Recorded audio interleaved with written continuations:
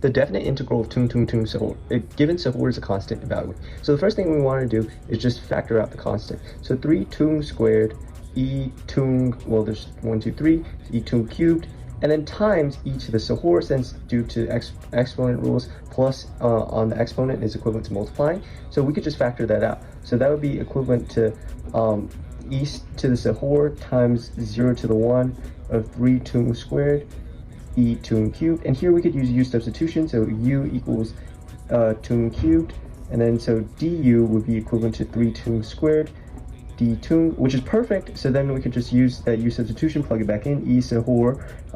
The constraints remain the same, since 0 cubed is 0 and 1 cubed is 1, 0 to 1 of e to the u du, and e to the u integrated itself, so e to the u from 0 to 1 times e to the sahur. Of course, we can't forget about that.